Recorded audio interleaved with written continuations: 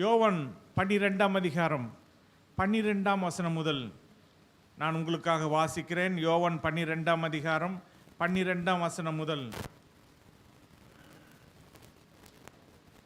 மறுநாளிலே இயேசு எருசலேமுக்கு வருகிறார் என்று பண்டிகைக்கு வந்த திரளான ஜனங்கள் கேள்விப்பட்டு குரு தோலைகளை பிடித்து கொண்டு அவருக்கு எதிர்கொண்டு போகும்படி புறப்பட்டு, ஓசன்னா,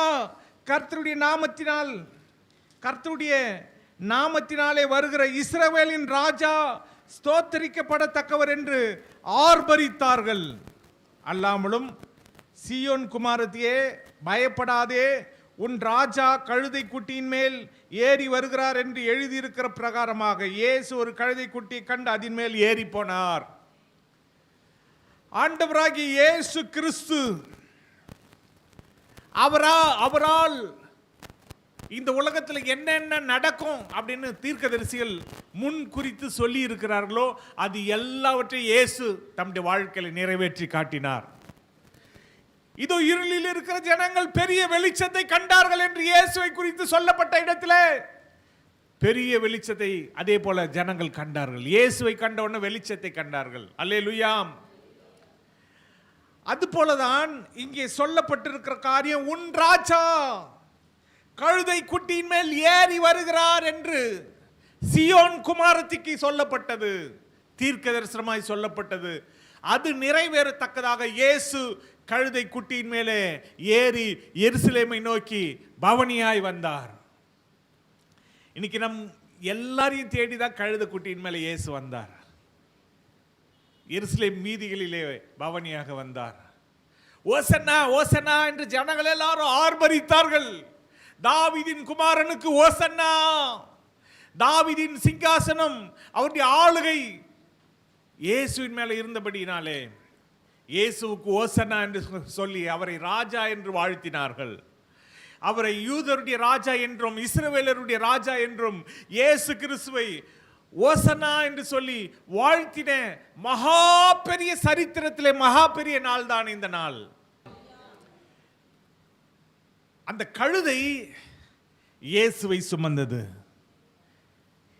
நாம் ஒரு கழுதை, இயேசுவை சுமக்கிற கழுதியா இருக்க வேண்டும். நீங்க ஒரு கழுதியா? அப்பனா இயேசுவை சுமந்து கொள்ளுங்க. இயேசுவை சுமக்கிறவர்களாய் நாம் இருக்க வேண்டும். வேதத்தில் நாம் பார்க்கிறோம், ஆண்டவர் இயேசு கிறிஸ்துவை இந்த கழுதை சுமந்தது. அதுபோல நாம் சில காரியத்தை இயேசுவுக்காக சுமக்க வேண்டியவர்களாக இருக்கிறோம். ரோமர் 12ஆம் அதிகாரம்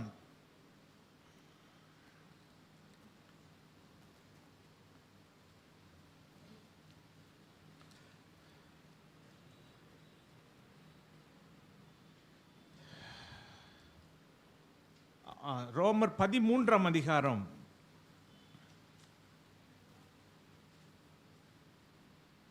11,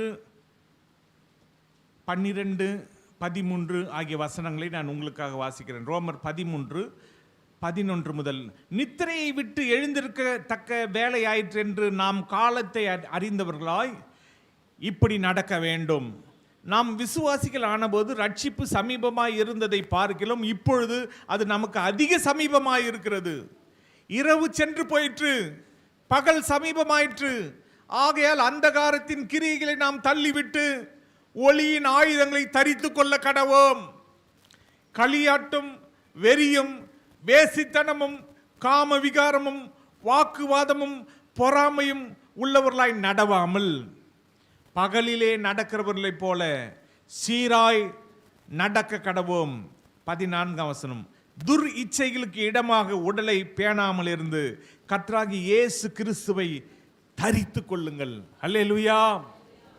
ஒரு வஸ்திரத்தை தரித்துக் கொள்வது போல இயேசு கிறிஸ்துவை நாம் தரித்துக் கொள்ள வேண்டும். நீங்க இயேசு கிறிஸ்துவை தரித்துக் கொண்டு இருக்கிறீங்களா? அப்படின்னா ஒரு அல்லேலூயா சொல்லுங்க. அல்லேலூயா. இயேசு கிறிஸ்துவை நாம் தரித்தவர்களாக இருக்க வேண்டும். அப்ப இயேசு கிறிஸ்துவை தரித்து கொண்டிருந்தவர்களா நாம் இருந்தா நம்மை காண்கிறவர்கள் யாரை காண வேண்டும்? இயேசுவை தான் காண வேண்டும், நம்மை அல்ல. அதனால தான் அப்போஸ்தலனாகிய பவுல் தன்னை குறித்து சொல்லும் பொழுது, நான் கிறிஸ்துடைய அச்சு அடையாளங்களை நான் தரித்துக் கொண்டேன். இயேசு கிறிஸ்துவை தரித்துக் கொள்றது மட்டுமல்ல, அவருடைய அச்சு அடையாளங்கள். அப்படின்னா என்ன? அவருக்கு கையில் ஆணி, காலில் ஆணி, இப்படிப்பட்ட அச்சு அடையாளங்களை கூட அவர் தரித்து கொள்றேன் அப்படின்னு சொல்றார். நானும் ஆணி வாங்குறேன், நானும் காலில் ஆணி அடிக்கப்பட்டாலும் பரவாயில்ல, கையில் ஆணி அடிக்கப்பட்டாலும் பரவாயில்ல, அவருடைய அச்சு அடையாளங்களை நான் தரித்து கொள்ளுகிறேன். இன்னைக்கு இயேசு கிறிஸ்துவுக்காக அவருடைய அச்சு அடையாளங்களை நாம் தரித்து கொள்ளுகிறவர்களா இருக்க வேண்டும். No matter what comes on the way, நம்முடைய வழியில எது வந்தாலும் நமக்கு பிரச்சனை இல்லை, நமக்கு கவலை இல்லை. இயேசு கிறிஸ்துவின் அச்சு அடையாளங்களை தரித்து கொள்ள ஆயத்தமா இருக்கிறவர்களுக்கு பயமே இல்லை. முதல்ல நாம் நம்முடைய உயிரை நேசிக்க கூடாது. அதை காட்டில உயிரை விட யார் தான் நமக்கு முக்கியம்? நம்முடைய உயிரை விட இயேசு முக்கியம். அவரை குறித்து பாடும் பொழுது உயிரில் கலந்தவரே அப்படின்னு பாடுறோம், உயிரிலும் மேலானவரே. அப்ப இயேசு தான் நமக்கு முக்கியம், நம்ம உயிரை விட இயேசு முக்கியம். அப்ப இயேசுவுக்காக உயிரை கூட கொடுக்கலாம், தப்பே இல்லை. அதனால அவருடைய அச்சு அடையாளங்களை நம்முடைய சரீரத்தில் தரித்து கொள்ள வேண்டும். அப்போஸ்தலனாகிய தோமா நம்முடைய இந்திய தேசத்துக்கு வந்த பொழுது கேரளாவிலே முதலாவது வந்தார். அங்க பல அற்புத அடையாளங்கள் நடந்தது. அவருடைய ஊழியத்தில் நடந்த அற்புத அடையாளங்களை ஒரு சரித்திர புக்காக எழுதியிருக்காங்க. அந்த புக்கில் என்ன ஒரு அடையாளம்னா, ஒரு முறை ஒரு மனுஷனை ராஜா அவன் திருடினதுனால அவன் கையை வெட்டி போட்டுட்டான். அந்த கையை நாய் என்ன பண்ணுது, இழுத்துட்டு போகுது. அப்போ அந்த நேரத்தில் அந்த ராஜா கிட்ட தோமா வந்திருக்கிறாரு. அப்போ அந்த நாயை விரட்டிட்டு அந்த கையை எடுத்து அந்த வெட்டப்பட்டவனுடைய கையோட வச்சு ஒட்டி விட்டுட்டாரு. அல்லேலூயா. இயேசு காதை ஒட்டினார் இல்லையா, இவர் கையை ஒட்டிட்டார். இதை பார்த்த அந்த ராஜாவுக்கு ஒரே அதிசயம், இது எப்படி நடந்தது? இதை பார்த்து இயேசுவின் மேல விசுவாசம் வச்சான். அங்க கடற்கரையிலே எல்லாரும் தண்ணியை எடுத்து மேலே போட்டு ஏதோ ஒரு விழா கொண்டாடி கொண்டு இருக்கிறாங்க. தண்ணியை தூக்கி மேலே போட்டு விழா, ஆனால் மேலே போடுற தண்ணி கீழே வந்துடுது. அப்போ இவர் சொன்னாராம், நீங்கள் போடுற தண்ணி கீழே திரும்ப வந்துடுதே, நீங்கள் மேலே தானே அனுப்புறீங்க தண்ணியை, ஆனால் தண்ணி கீழே வருது, சரி நான் போடுறேன் அப்படின்னு இவர் தண்ணியை வாரி மேலே போட்டால் அது மேலே போயிடுச்சு, கீழே வரவே இல்லை. அதை பார்த்து ஜனங்கள் ரட்சிக்கப்பட்டாங்க. அற்புத அடையாளங்களை பார்த்து இந்த இந்திய தேசத்தில் ஜனங்கள் ரட்சிக்கப்பட்டாங்க. ஏன் இதை சொல்றேன்னா, கடைசியில் தோமா இயேசுவின் அச்சு அடையாளங்களை தரித்து கொண்டார். அவர் ரத்த சாட்சியாக மரித்தார். அதுதான் சொல்ல வரேன். வேதத்தில் 12 சீஷர்ல ஒரே ஒருத்தர் தான் இயற்கை மரணம் அடைஞ்சார். அவர் யார் தெரியுமா? யோவான். மற்ற எல்லாரும் தலைகீழா சிலுவையில் அறையப்பட்டு, தோமாவை ஈட்டியில் என்ன பண்ணாங்க, குத்திட்டாங்க. இயேசுவை பற்றி அறிவிச்சதுனால, இயேசுவை சொன்னதுனால மதவாதிகள் தோமாவை ஈட்டியை வச்சு தேடி கண்டுபிடிச்சி ஈட்டியை வச்சு குத்தி கொண்டு போட்டுட்டாங்க. அவர் நினைச்சிருந்தா அற்புதங்கள் செஞ்சிருக்கலாம், நினைச்சிருந்தா அந்த குத்துறவங்களே சபிச்சிருக்கலாம். ஆனால் இயேசுவின் வழியில, பிதாவே தாங்கள் செய்கிறது என்னதென்று அறியாமல் இவங்க செய்கிறாங்க, அந்த வழியில் தான் இயேசு, அவருடைய வழியில் இயேசு எப்படி சொன்னாரோ அது போல இவர் அவங்கள சபிக்கவே இல்லை, மாறாக அந்த குத்துக்களை வாங்கி அவர் மரித்து போனார். அதற்கு அடையாளமாக தான் இன்னைக்கு சின்ன மலைன்னு அங்கே சைதாப்பேட்டையில் இருக்கு. அது அவர் ஒளிஞ்சு கொண்டிருந்த இடம். அது மேலே இப்போ ஒரு சபை கட்டியிருக்காங்க, சர்ச்சு கட்டியிருக்காங்க. அன்னைக்கு அவர் ஒளிஞ்சு கொண்டிருந்த அந்த குகையில் தண்ணி அந்த தண்ணி இன்னைக்கு வரைக்கும் தண்ணி வந்துக்கிட்டே இருக்கு, அந்த ஊற்று. அதே போல அவர் சென்ட் தாமஸ் மவுண்ட்ல எந்த இடத்துல கொல்லப்பட்டாரோ அந்த இடத்துல அவருடைய கல்லறை இருக்கு. பிற்காலங்களிலே வெளி நாடுகளிலிருந்து வந்தவர்கள், ஐயோ இது சீஷர் தோமாவுடைய கல்லறை, இந்த தோமாவுடைய சரீரம் நம்ம நாட்டில் இருந்தால் நல்லா இருக்கும்னு தோண்டி எடுத்து அதில் ஒரு பீஸ் எலும்பை மட்டும் அங்கே வச்சுட்டு அவர் சரீரத்தை அவங்க ஊருக்கு கூட்டிகிட்டு போயிட்டாங்க, எடுத்துகிட்டு போயிட்டாங்க. இப்படியெல்லாம் சரித்திரம் இருக்கு. அப்போ இயேசு நம்மளை நேசித்ததுனால அவருடைய ஒரு சீசனை என்ன பண்ணாரு? இந்திய தேசத்துக்கு அனுப்பிச்சு வச்சாரு. அல்லேலூயா. ஏன்னா இயேசுதான் இந்த உலகத்தை படைத்தவர், வானத்தை படைத்தவர், பூமியை படைத்தவர், அகில அண்ட சராசரங்களை படைத்தவர். ஏன்னா அவர் தேவனுடைய குமாரன். திரியேக தேவன், திரியேக தேவன்ல ஒருவராய் இயேசு இருக்கிறார். அதனால இயேசு 2024 வருஷத்துக்கு முன்னால் தான் பிறந்தாரு அப்படின்னு நமக்கு தெரியும். சரீர பிரகாரமாக அவர் பிறந்தார். ஆனா அதுக்கு முன்னாலே இயேசு இருக்கிறார். அவர் தேவனாய் இருக்கிறார், அவர் ஆவியாய் இருக்கிறார், இன்னைக்கு பரிசுத்த ஆவியானவராய் இருக்கிறார். அவர் திரியேக ஆள் தத்துவத்தில் ஒருவராய் இருக்கிறார், குமாரனாய் இருக்கிறார். இந்த உலகத்தை படைக்கும் பொழுது நாம் உண்டாக்குவோமாக வெளிச்சத்தை உண்டாக்கினார், மனுஷனை உண்டாக்குவோமாக மனுஷனை உண்டாக்கினார், மிருக ஜீவன்களை உண்டாக்கினார், கனி தரும் மரம் செடி கொடிகள் எல்லாவற்றையும் உண்டாக்கினார், காட்டு மரங்களையும் நாட்டு மரங்களையும் உண்டாக்கினார், காட்டு மிருகங்களையும் நாட்டு மிருகங்களையும் உண்டாக்கினார். எல்லாவற்றையும் உருவாக்கின தேவன் இயேசு கிறிஸ்து. அப்படிப்பட்ட ஆண்டவராகிய இயேசு கிறிஸ்துடைய பிள்ளை நான் என்று சொல்லிக் கொள்வதில் நாம் எவ்வளவு மகிழ்ச்சியா இருக்க வேண்டும். அல்லேலூயா. நீங்க இயேசுவின் பிள்ளையா?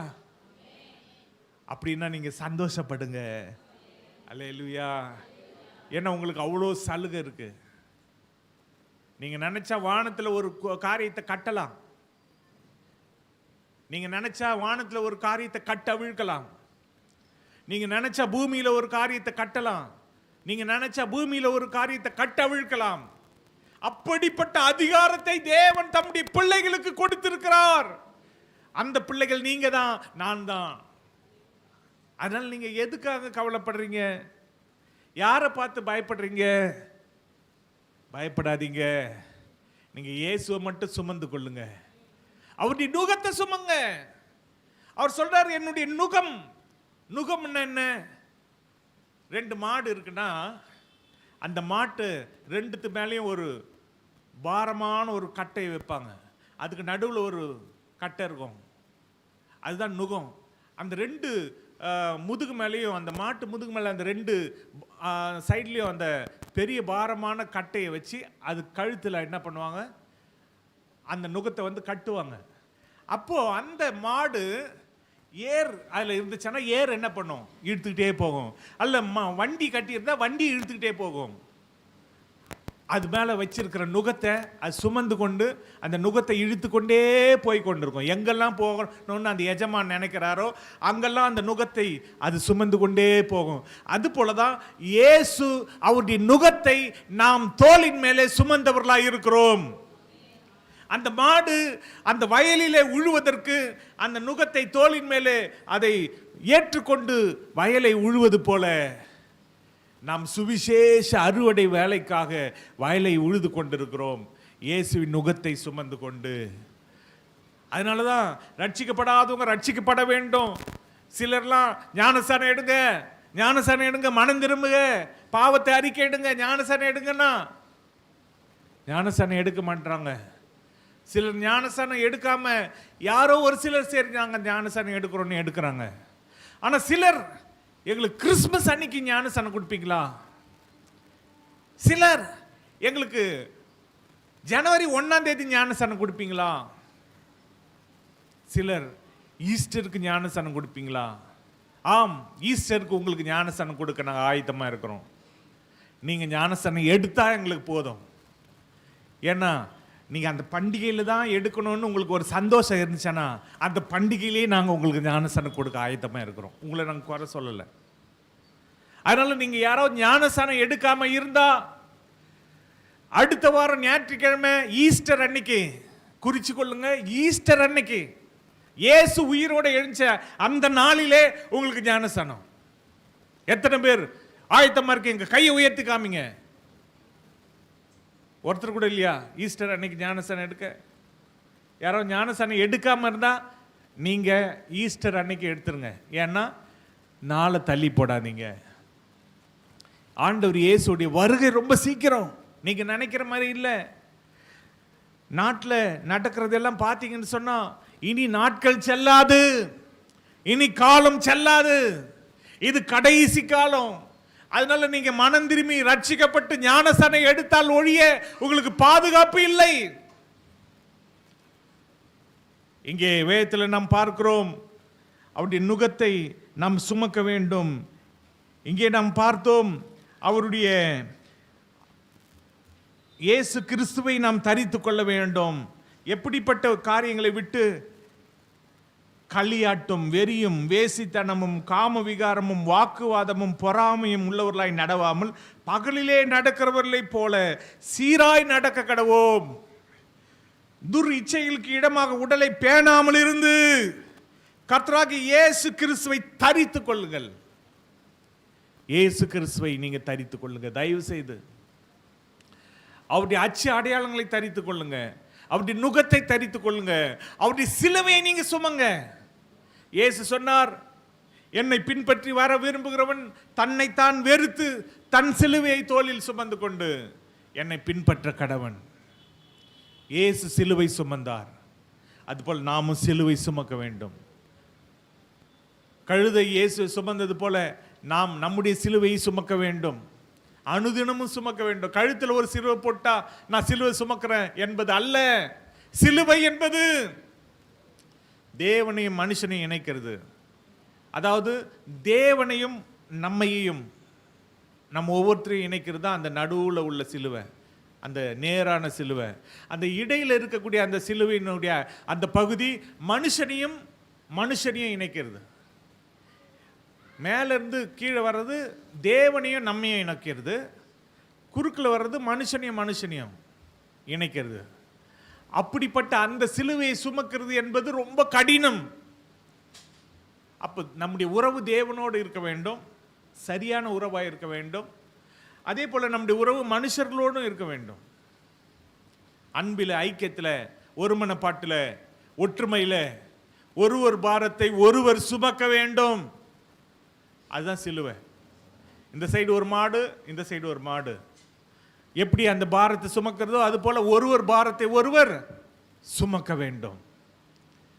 இயேசு கிறிஸ்து இந்த உலகத்தில் வந்த மிக முக்கியமான நோக்கம் நம்முடைய வாழ்க்கையிலே நிறைவேற வேண்டும்.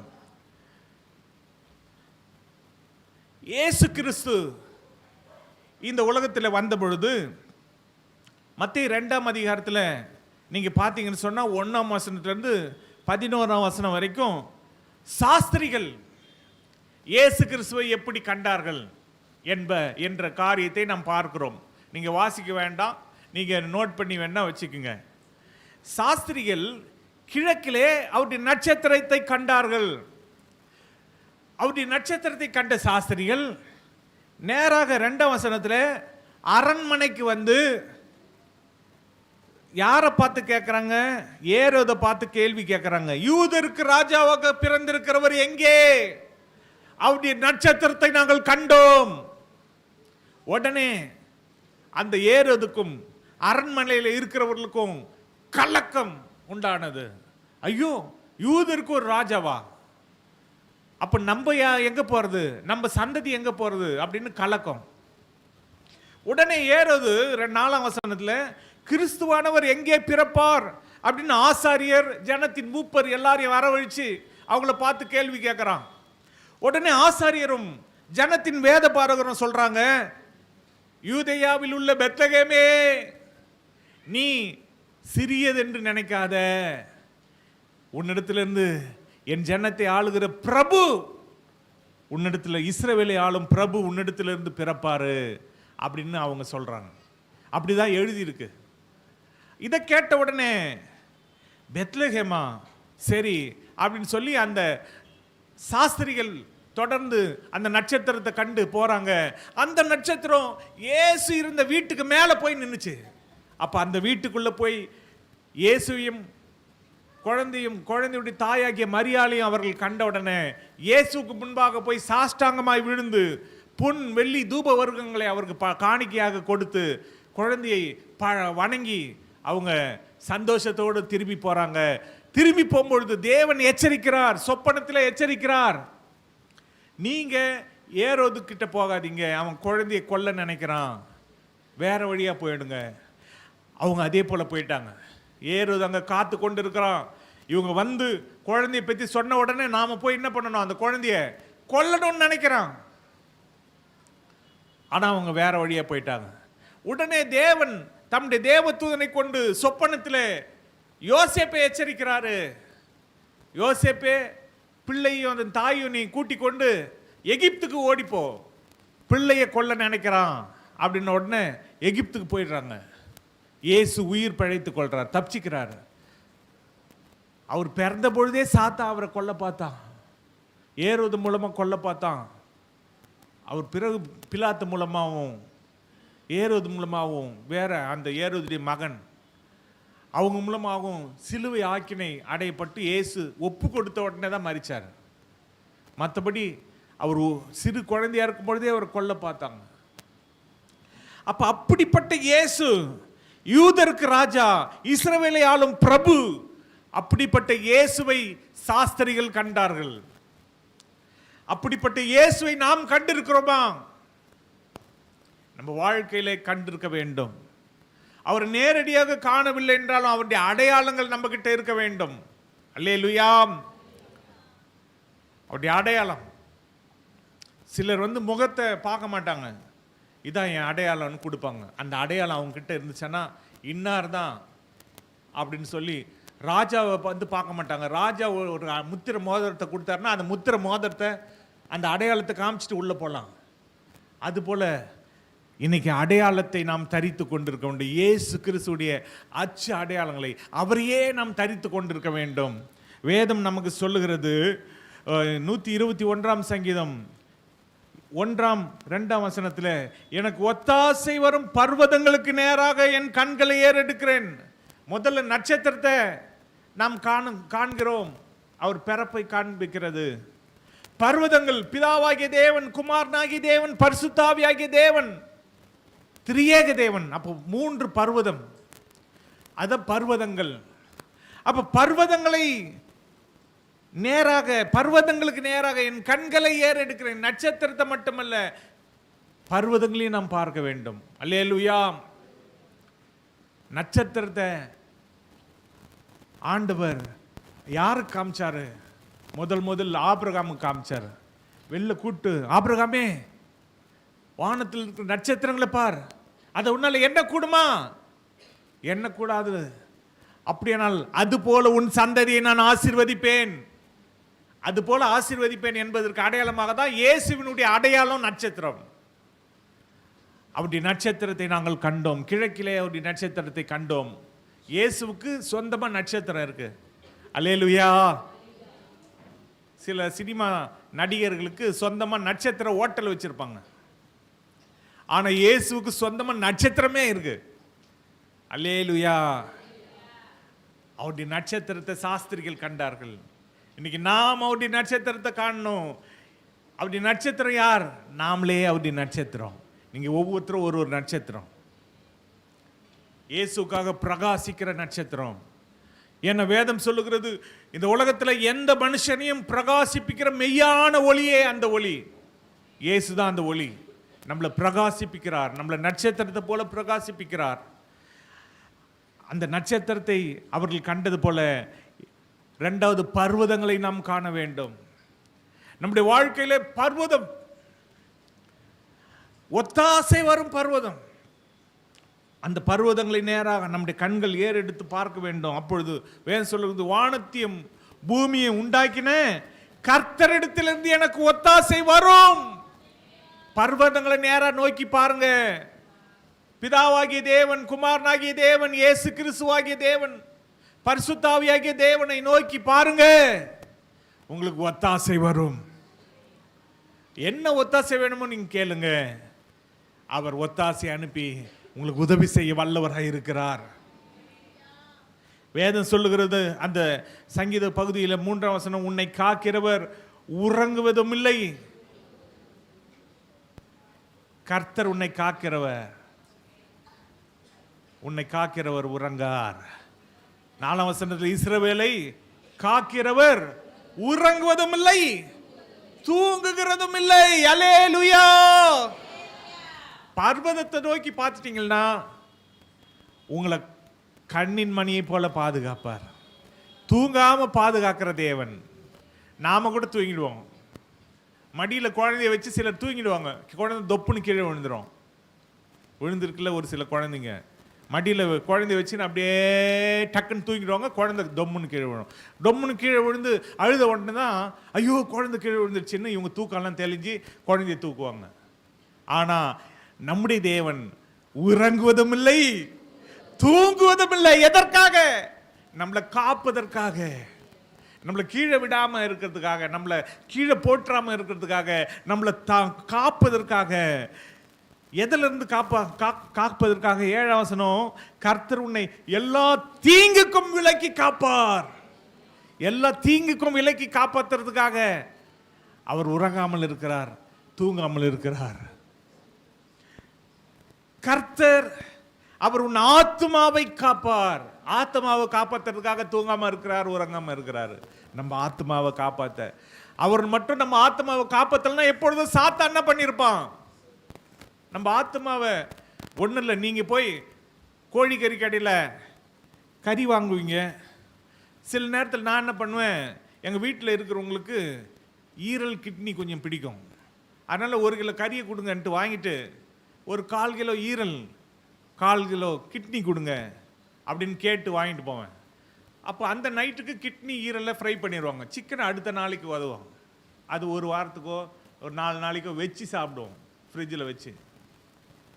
அப்போ பாருங்க, அந்த கிட்னி ஈரல் மாதிரி சாத்த நம்ம ஆத்மாவை என்ன பண்ணுவான்? விட்டா என்ன பண்ணுவான்? எடுத்துன்னு போய் சாப்பிட்டுருவான். அப்போ தேவன் நம்மளை காக்கிறார், நம்ம ஆத்மாவை காக்கிறார், எல்லா தீமைக்கும் விலக்கி காக்கிறார், எல்லா தீங்குக்கும் விலக்கி காக்கிறார். 8ஆம் வசனம், கர்த்தர் உன் போக்கையும் உன் வரத்தையும் இது முதற்கொண்டு என்றைக்கும் காப்பார். போக்க காப்பார், வரத்தை காப்பார், என்றைக்கும் காப்பார். அப்படிப்பட்ட பர்வதத்தை நோக்கி பார்க்க வேண்டும்.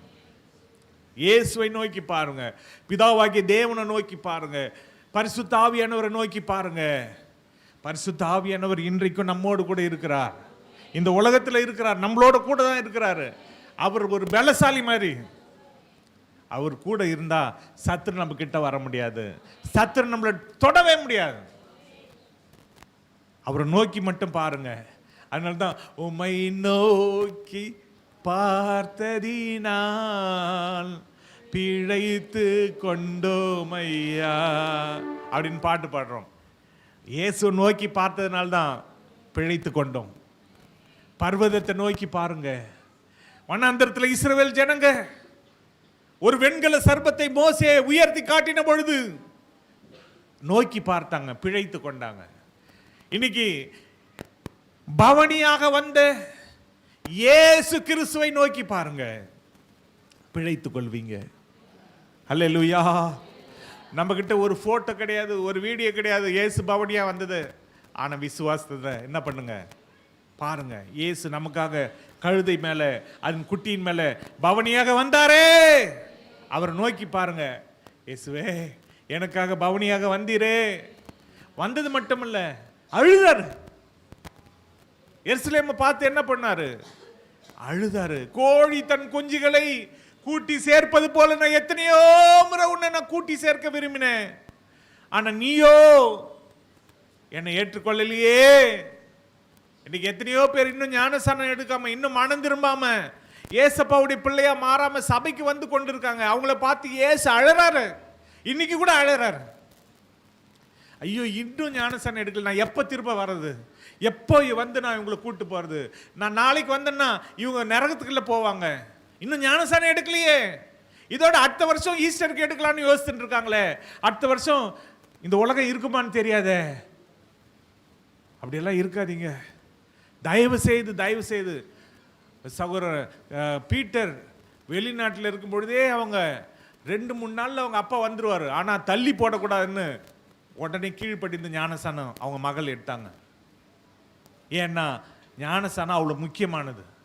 அப்பாவுடைய அம்மாவுடைய சம்மதம்லாம் இதுக்கு தேவை கிடையாது. நீங்கள் கர்த்தருக்குள் பிள்ளைகளே, உங்கள் பெற்றோருக்கு கர்த்தருக்குள் கீழ்ப்படிங்க, இதுதான் நியாயம். பெற்றோர் வந்து ஞானஸ்தானம் எடுக்கக்கூடாது அப்படின்னு சொன்னால் அதுக்கு நீங்கள் கீழ்ப்படிய வேண்டியதில்லை. ஞானஸ்தானம் நான் எடுக்கணும், நான் எடுக்கலைன்னா நான் நரகத்துக்கு தான் போவேன். எனக்கு பதில் நீங்கள் நரகத்துக்கு போக முடியாது. நான் எடுத்தால் தான் நான் பரலோகம் போக முடியும், எனக்கு பதில் நீங்கள் போக முடியாது. அதனால் நான் ஞானஸ்தானம் எடுக்க போகிறேன்னு நீங்கள் ஞானஸ்தானம் எடுக்கலாம், அது தப்பே கிடையாது. அல்லேலூயா. அதனால் உங்களை காப்பாற்றுகிற ஆண்டவர், உறங்காமல் காப்பாற்றுகிற கண்மலை பர்வதம், அவரை நோக்கி பாருங்க. இயேசு உங்களை நோக்கி பார்த்து கொண்டிருக்கிறார். ஒரு இமேஜின் பண்ணி பாருங்க, இங்கே ஒரு கழுத மேலே இயேசு உட்கார்ந்து உங்களை பார்த்துக்கிட்டு இருக்காரு, ஒவ்வொருத்தரையும் பார்க்குறாரு. யோசித்து பாருங்க, நீங்கள் என்ன செய்வீங்க? அவரை பார்த்தவங்கெல்லாம் தங்கள் வஸ்திரங்களெல்லாம் கழட்டி அவர் பாதத்தில் போட்டாங்க, அந்த கழுத பாதத்தில் போட்டாங்க. தங்கள் வஸ்திரத்தை அந்த கழுத மேலே போட்டாங்க, அவரை அது மேலே. அதே போல் தழைகளை, இலைகளை எல்லாம் வெட்டி வெட்டி தரையில் போடுறாங்க. கால் நோகாமல் நடக்கணும், மெத்து மெத்துன்னு நடக்கணும் அப்படின்னு. இயேசுக்காக நம்ம ஏதாவது செய்யணும். இயேசுக்காக செஞ்சால் நமக்கு ஆசீர்வாதம் தான். அல்லேலூயா. இந்த எலெக்ஷன் நடக்குது, எலெக்ஷனுக்காக ஒருத்தரை வந்து நிற்க வச்சா அவங்க என்னென்னலாம் செய்கிறாங்க, எத்தனையோ கோடியை அந்த கட்சிக்கு தருவாங்க. என்ன வந்து நம்பி என்னை எலெக்ஷனுக்கு நிற்க வைக்கிறீங்களே, இந்தாங்க இந்த காணிக்கை நீங்கள் வச்சுங்க அப்படின்னு கொடுத்துட்டு அவங்க வேலை செய்வாங்க. இறங்கி ஒரு பெரிய அமௌண்ட்டு அந்த எலெக்ஷனுக்கு கொடுத்துட்டு ஒரு பெரிய அமௌண்ட்டை செலவு பண்ணுவாங்க. எல்லாருக்கும் அவங்க கட்சியை பற்றி சொல்ல, அவங்களுடைய நல்லதெல்லாம் நாங்கள் செய்வோம்னு சொல்ல, அதுக்கே நிறைய செலவு பண்ணுவோம். அது போல தான் நம்ம இயேசுவுக்காக செலவு பண்ணவும் செலவு பண்ணப்படவும் இருக்கிறோம். ஏன்னா நம்மளை பரலோகத்துக்கு அவர் எலெக்ட் பண்ணி இருக்கிறாரு, செலக்ட் பண்ணி இருக்கிறாரு. அல்லேலூயா. ரோமர் 11ஆம் அதிகாரம் 17ஆம் வசனத்திலிருந்து, சில கிளைகள் முறித்து போடப்பட்டிருக்க காட்டொலிவ மரமாகிய நீ அவைகள் இருந்த இடத்தில் ஒட்ட வைக்கப்பட்டு ஒலிவ மரத்தின் வேருக்கும் சாரத்துக்கும் உடன் பங்காளியாய் இருந்தாயானால் நீ அந்த கிளைகளுக்கு விரோதமாய் பெருமை பாராட்டாதே. பெருமை பாராட்டுவாயானால் நீ வேரை சுமக்காமல் வேர் உன்னை சுமக்கிறது என்று நினைத்துக்கொள். நான் ஒட்ட வைக்கப்படுவதற்கு அந்த கிளைகள் முறித்து போடப்பட்டதென்று சொல்லுகிறாயே, நல்லது. அவ்விசுவாசத்தினாலே அவைகள் முறித்து போடப்பட்டன. நீ விசுவாசத்தினாலே நிற்கிறாய். மேட்டிமை சிந்தையாயிராமல் பயந்திரு. இங்கே ஒலிவ மரம், நல்ல ஒலிவ மரம், அந்த ஒலிவ மரத்தை முறித்து போட்டுட்டு காட்டில இருந்து கொண்டு வந்த ஒலிவ மரம் அதனுடைய கிளையை எடுத்து இந்த நல்ல ஒலிவ மரத்தை முறித்து போட்ட இடத்துல ஆண்டவர் ஒட்ட வைக்கிறாராம். அதாவது யூதர்களை அவர் முறித்து போட்டுட்டு அந்த இடத்துல காட்டு ஒலிவ புறஜாதிகளாகி நம்மளை ஒட்ட வச்சிருக்கிறார். அல்லேலூயா. இப்போ அவர் முறிச்சு போட்டதுனால நாம் அந்த நல்ல ஒலிவ மரத்தில் இப்போ ஒட்ட வச்சதுனால நாம் அந்த முறித்து போட்ட கிளையை பார்த்து பெருமை பாராட்ட முடியுமா? பெருமை பாராட்டாதே. ஏன்னா நல்லதையே முறிச்சு போட்டாரே. காட்டு ஒலிவ மரமாகிய நம்மளை முறிச்சு போட எவ்வளோ நேரம் ஆகும் யோசித்து பாருங்க. அதனால பயந்துரு. ஏன்னா கிளை வந்து வேற சுமக்கல, வேறு தான் என்ன பண்ணுது, கிளையை சுமக்குது. இப்போ நம்மளை வந்து வேறு தான் சுமக்குது, இயேசு தான் நம்மளை சுமக்கிறார். நாம் வந்து ஒரு வகையில் இயேசு சுமந்தாலும் இயேசு தான் நம்மளை அடிமரம், ஈசாய் என்ற அடிமரத்து வேறாய் இருந்து நம்மளை அவர் சுமக்கிறார். ஒரு தாய் தன் பாலகனை மறப்பாலோ, நான் உன்னை மறக்க மாட்டேன். ஒரு தாய் சுமப்பது போல நம்மளை சுமக்கிறார். நம்மளை சுமக்கிற இயேசு, அவருக்கு விரோதமான மேட்டிமை எண்ணம் கொள்ளக்கூடாது, பெருமை பாராட்டக்கூடாது. அவருக்கு விரோதமான எந்த எண்ணங்களும் எந்த சிந்தனைகளும் இயேசுவின் நாமத்தில் கீழ்ப்படுத்தப்பட வேண்டும். என்ன சத்துரு அவருக்கு விரோதமான சிந்தனைகளை நம்முடைய வாழ்க்கையில கொண்டு வருவான், மேட்டிமையான சிந்தனைகளை கொண்டு வருவான். ஏன்னா இந்த துளிர்ல இருந்து தான் நாங்க ஒரு 2-3 செடிகள் வளர்க்கிறோம். அதுல ஒரு செடி எலுமிச்சை செடி, எலுமிச்சை பழங்கள் வந்திருக்கு. அப்ப அந்த எலுமிச்சை பழம் மேன்மை பாராட்டலாமா? வேரை பார்த்து, வேர் தான் அதுல இருந்து கனி வந்து அதுல இருந்து தண்ணியை உறிஞ்சி அதுலேருந்து இதுக்கு ஸ்ட்ரென்த்தை கொடுத்து இலை வழியாக அந்த காம்பு வழியாக அந்த கிளைகள் வழியாக ஒரு எலுமிச்சை பழம், ஒரு 4-5 எலுமிச்சை பழம் இருக்குது எங்கள் வீட்டில், ஒரு தொட்டியில் வச்சுருக்குறோம். அந்த பழம் மேன்மை பாராட்டவே முடியாது. ஏன்னா அந்த பழம் கொஞ்சம் பெருசாச்சுன்னா அதை கட் பண்ணி நாங்கள் என்ன பண்ணுவோம், ஊறுகாய் போட்டு சாப்பிட்ருவோம், இல்லை ஜூஸ் போட்டு சாப்பிட்ருவோம். அதுக்கப்புறம் அந்த பழமே அங்கே இருக்காது. அது போல தான் நம்ம வாழ்க்கை. நாம் என்னைக்கு பரிசுத்தமாகறோமோ, முழுசாக பரிசுத்தம் ஆகிட்டோம்னா நம்மளை ஆண்டவர் என்ன பண்ணுவார், கட் பண்ணி எடுத்துருவார். நல்ல பழம் பழுத்துச்சானா மரத்தில் இருக்குமா அது, அதுக்கு மேலே இருக்காது. அப்போ என்னைக்கு நம்ம பூரணமாகறோமோ அன்னைக்கு அந்த செடியிலேருந்து ஆண்டவர் நம்மளை பறிச்சிருவார். அப்போ நாம் இந்த உலகத்தில் இருக்கிறோன்னா என்ன காரணம், இன்னும் நம்ம பூரணமாகல, இன்னும் நம்ம அவர் விரும்புகிற பரிசுத்தத்துக்கு இன்னும் இல்லை. அதனால தான் நம்ம இன்னும் உயிரோடு இருக்கிறோம். அவர் விரும்புகிற பரிசுத்தத்தில் நம்ம வந்துட்டோம்னா நம்ம உயிரோடவே இருக்க மாட்டோம், அங்கே இருப்போம், பரலோகத்தில் போய் இருப்போம். ஏன்னா நல்ல கல்லுகளை அங்கே பரலோகத்தில் கொண்டு போய் சேர்ப்பார், ஜீவனுள்ள கல்லுங்களை.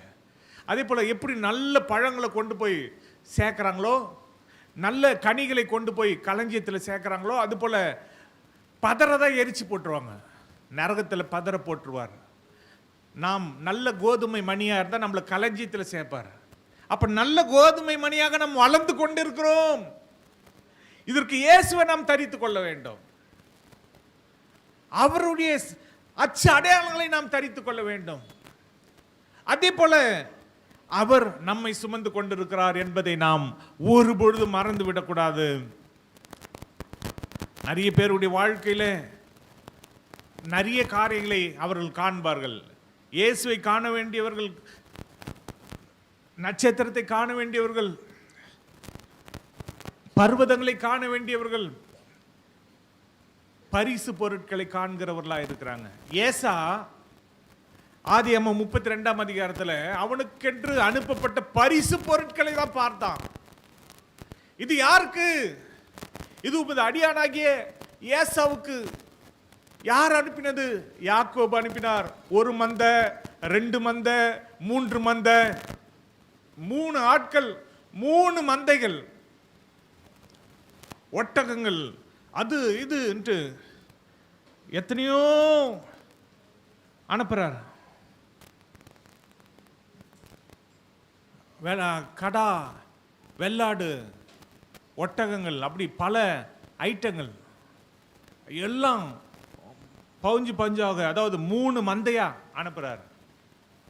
அப்ப அந்த பரிசு பொருள் எல்லாம் பார்த்த ஏசா யாக்கோப் மேல ரொம்ப ஒரு பாசம் வந்துருச்சு. அது மட்டும் இல்ல, தேவன் எதை செஞ்சாலும் நல்லதுக்கு தான் செய்வார். யாக்கோபு தேவனோடும் மனுஷனோடு நீ போராடினாய் அப்படின்னு தேவன் அவனை தொட்டார் பாருங்க. அவனுடைய தொடை நரம்பு சுலுக்கி விட்டது. அதனால அவன் என்ன பண்ணனா, நொண்டி நொண்டி நடந்தான். இப்போ இந்த பரிசு பொருள் எல்லாத்தையும் பார்க்கறான். அதுக்கப்புறம் யாக்கோபு பார்க்கறான். யாக்கோபு பார்க்கும்போது அவனும் வர நொண்டி நொண்டி நடக்கிறான். இப்போ கொல்லுவானா ஏசா? கொல்ல மாட்டான். ஏன்னா பரிசு பொருள் 3 வகையான பரிசு பொருள் அனுப்பிச்சிருக்கிறான். அதுக்கப்புறம் இவனும் வேற நொண்டி நொண்டி நடக்கிறான். இவனை எப்படி நம்ம கொல்றது அப்படின்ட்டு அவன் மனசு மாதிரி கட்டி பிடிச்சி அழறாங்க. அல்லேலூயா. அப்ப நம்முடைய வாழ்க்கையில எது நடந்தாலும் அது நமக்கு நல்லதுக்கு தான். நம்ம கால அடிபட்டாலும் சரி, வியாதி வந்தாலும் அது யாரோ பார்த்து நம்ம மேல பரிதாபப்படுறதுக்காக ஆண்டவர் அப்படி வச்சிருக்கிறாரு. அல்லேலூயா. உங்களுக்கு வியாதி வந்தது யாரோ உங்க மேல பரிதாபப்பட்டு உங்களை ஒன்றும் பண்ணாம இருக்கிறதுக்காக தான். உங்க பிரச்சனை வந்தது நீங்க அடி வாங்காம இருக்கிறதுக்காக தான். அல்லேலூயா. அதனால எல்லாம் நன்மைக்கே.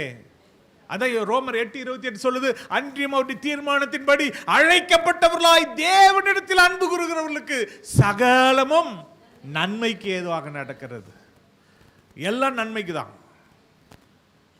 அப்போ தேவன் நரம்பு தொட்டாரு, தொடை சத்து நரம்பு தொட்டாரு. அதனால அவங்க தொடை சத்து நரம்பியே இப்ப சாப்பிடுறது கிடையாது. இஸ்ரவேலர் தொட நரம்பு போடாதப்பா, நாங்க சாப்பிட மாட்டோம், அதை எடுத்துரு. நாம சிலர் சொல்லுவோம்ல, கழுத்து போடாத, கோழி கழுத்த போடாத, நாங்கள் சாப்பிட மாட்டோம், தொடை பிசா போடு அப்படின்ற மாதிரி அவங்க தொடை நரம்பு எடுத்துருப்பா அப்படின்னு சொல்லுவாங்க. அப்ப எல்லாம் நல்லதுக்காக செய்கிற தேவன் இவன் பரிசு பொருளை பார்த்து கண்ணீர் வடித்து தன் சகோதரனோடு நல்மனம் பொருந்தி விட்டான். பிறகு பரிசு பொருளெல்லாம் என்னத்துக்கு, எனக்கு எல்லாம் இருக்குன்னா இல்லை, என்னை நீர் ஏற்றுக்கொண்டீர்னு சொன்னா, உம்முடைய கண்களிலே எனக்கு தயவு கிடைத்தது என்று சொன்னா, இந்த பரிசுகளை நீங்க ஏற்றுக்கொண்டு தான், இந்த வெகுமதிகளை நீர் ஏற்றுக்கொண்டு தான் ஆக வேண்டும். உடனே ஏற்றுக்கொண்டுட்டான். அல்லேலூயா. அப்படி ஏற்றுக்கொண்டு அவனையும் ஏற்றுக்கொண்டான். அதனால இந்த நாட்களில் ஜனங்கள் பரிசு பொருட்களை காண்கிறார்கள், இயேசுவை காண்றதில்லை. ஈசாக்கு உயிரோடு வாழ்ந்த காலத்தில் ஆதியாகமம் 26ஆம் அதிகாரத்தில் 26, 27, 28, 29 ஆகிய வசனங்களில் அபிமெலேக்கும் அவன் சிநேகிதனாகிய அகுசாந்தும் அவன் சேனாதிபதியாகிய பீகோலும் என்னத்தை கண்டாங்க? கர்த்தர் உம்மோடு இருக்கிறார் என்று கண்டோம். அல்லேலூயா. ஈசாக்கோடு கூட யார் இருக்கிறத கண்டாங்க? கர்த்தர் உம்மோடு இருக்கிறார் என்று நாங்கள் கண்டோம், ஆகவே உம்மோடு கூட நாங்கள் உடன்படிக்கை செய்ய வந்தோம். நீர் கர்த்தரால் ஆசீர்வதிக்கப்பட்டவராமே. அல்லேலூயா. அப்ப ஜனங்க எப்படி கர்த்தர் நம்மளோட கூட இருக்கிறார் என்பதை எப்படி காண்றாங்க? நம்முடைய ஆசீர்வாதங்களை வச்சுதான் காண்றாங்க. நீர் கர்த்தரால் ஆசீர்வதிக்கப்பட்டவராமே, என்ன உங்க ஆசீர்வாதமே சொல்லுது. நீங்க போட்டிருக்கிற நெக்லஸும் மூக்குத்தியும் நாக்குத்தியும் நீங்க ஆசீர்வாதமா இருக்கிறீங்கல்ல, அதை வச்சு கர்த்தர் உங்களை ஆசீர்வதிச்சிருக்கிறாரு. அல்லேலூயா. நீங்க நல்ல ட்ரெஸ் போட்டிருக்கீங்களா, கர்த்தர் உங்களோட இருக்கிறாரு, உங்களை ஆசீர்வதிச்சிருக்கிறாருன்னு ஜனங்கள் கர்த்தரை நேரடியா பார்க்க முடியாது. நீங்க ஆசீர்வாதமா இருக்கிறத வச்சுதான் கர்த்தர் உங்களோட இருக்கிறார் என்பதை ஜனங்கள் கண்டு கொள்வார்கள். அதனால நீங்க ஆசீர்வாதமா இருப்பது தேவனுக்கு பிரியம். ஏன்னா இஸ்ரவேலை ஆசீர்வதிப்பதே அவருக்கு பிரியம். அதனால உங்களை ஆசீர்வதிப்பது அவருக்கு கஷ்டமே கிடையாது, அவருக்கு பிரியம் தான். அப்ப நாம் ஆசீர்வாதமா இருக்கிறதுக்கு நாம் என்ன செய்ய வேண்டும்? விதைக்க வேண்டும். விதைச்சா அறுவடை, கொடுக்க வேண்டும். கொடுத்தா அவர் அமிக்கி குலுக்கி சரிந்து போகத்தக்கதாக மடியில் திரும்பி கொடுப்பார். அப்ப தேவன் இந்த ஈசாக்கை ஆசீர்வதிச்சதுனால கர்த்தர் அவரோடு கூட இருக்கிறார் என்பதை அந்த அபிமெலேக்கு என்ற ராஜாவும் அவன் நண்பனும் அவனுடைய சேனாதிபதியும் கண்டு அவனோடு கூட வந்து உடன்படிக்கை செய்து கொண்டார்கள். இன்னைக்கு கர்த்தரை ஜனங்கள் நம் மூலமாய் காண வேண்டும். உங்க மூலமா கர்த்தரை அவங்க காணணும். அல்லேலூயா. அவங்க கண்டா உங்களோட உடன்படிக்கை செஞ்சுக்குவாங்க. நீங்க உங்களை நாங்கள் ஒன்றும் செய்ய மாட்டோம், நீங்க எங்களுக்கு ஒன்றும் செய்யாமல் இருந்தா போதும், எங்களை எதுவும் பண்ணிடாதீங்க அப்படின்னு உங்களோடு வந்து சமாதானம் ஆயிடுவாங்க. உங்களோடு உடன்படிக்கை, உங்க நண்பர்கள், உங்களுடைய சொந்தக்காரங்க உங்ககிட்ட வருவாங்க. என்ன உங்களோட கர்த்தர் இருக்கிறாரு, நீங்க ஜெபம் பண்ண நடக்குது, நீங்க சொல்ற ஜெபத்தை உங்க தேவன் கேட்கிறாரு, உங்ககிட்ட ஜெபம் பண்ணிக்கினா அற்புதம் நடக்குது, அதிசயம் நடக்குது, உங்க தேவைகளை தேவன் சந்திக்கிறாரு. உங்ககிட்ட வந்து ஜெபம் பண்ணா எங்க தேவைகளையும் தேவன் சந்திக்கிறாரு. உங்களோடு கர்த்தர் இருக்கிறாரு. அதனால எங்களை ஒன்றும் செய்யாதீங்க, எங்களை ஆசீர்வதிங்க, எங்களுக்காக ஜெபம் பண்ணுங்க என்று சொல்லி உங்களுக்கு முன்பாக வந்து முழங்கால் படிடுவாங்க. கர்த்தர் உங்களோடு இருந்தால், கர்த்தர் நம்மளோடு இருக்கணும். நாம் முதலாவது கர்த்தரை காண வேண்டும், கர்த்தரை தரித்துக் கொள்ள வேண்டும், கர்த்தருடைய அச்சு அடையாளங்களை நாம் தரித்துக் கொள்ள வேண்டும், அவருடைய நுகத்தை நாம் சுமக்க வேண்டும். அப்படி இருந்தா நிச்சயமாகவே தேவன் நம்மை ஆசீர்வதிப்பார். அல்லேலூயா. இன்னைக்கு கழுதையில் வந்த இயேசு கிறிஸ்துவை, கழுதை மேல் பவனியாய் வந்த இயேசு கிறிஸ்துவை நாம் கண்டிருக்கிறோம். உங்க வாழ்க்கையில இயேசுவை எப்பொழுதும் அவர் கூடவே வருவதற்கு அவரை அழைத்து கொண்டு செல்லுங்க. அல்லேலூயா. இசப்பா, கழுதை மேல நீங்க ஏறி பவனி வந்தது போதும், என் மேல ஏறிக்குங்கப்பா, நான் உம்மை சுமக்கிறேன்பா. நீங்க எங்கெல்லாம் போறீங்களோ இயேசு சுமந்து கொண்டு செல்லுங்க. அப்போ எல்லாரும் கர்த்தர் உங்களோடு இருக்கிறாரு அப்படின்னு உங்ககிட்ட ஓடி வருவாங்க. நம் கண்களை மூடி நம்ம ஜெபம் பண்ணலாமா? ஹல்லேலூயா, ஹல்லேலூயா. நான் உனக்கு போதித்து நடக்கும் பாதையை நாள்தோறும் காட்டுவேன், கலங்காதே. நான் உனக்கு போதித்து நீ நடக்கும் பாதையை நாள்தோறும் காட்டுவேன், கலங்காதே. உன் மீதன் கண்கள் வைத்து ஆலோசனை சொல்லுவேன். உன் மீது கண்கள் வைத்து ஆலோசனை சொல்லுவேன்.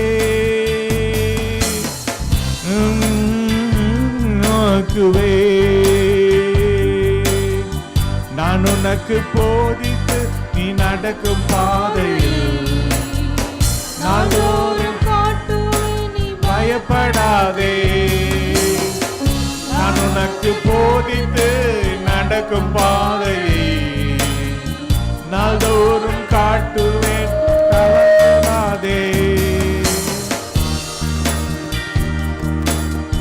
இயேசுவுக்கு சித்தனா நனைந்ததையா, இயேசுவுக்கு சித்தனா இன்றோடு மறைந்ததையா. ரகபோத் தொடங்கிவிட்டது உனக்கு, ரகபோத் தொடங்கிவிட்டது. ஆமென். நான் உனக்கு போதித்து நடக்கும் பாதையை நாள்தோறும் காட்டுவேன், கலங்கிடாதே. நான் உனக்கு போதித்து நடக்கும் பாதையை நாள்தோறும் காட்டுவேன்.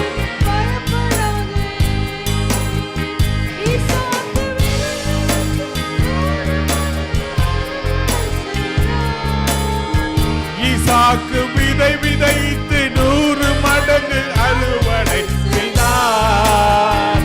உன்னையும் ஆசீர்வதிப்பேன், அதுபோல உன்னையும் ஆசீர்வதிப்பேன்.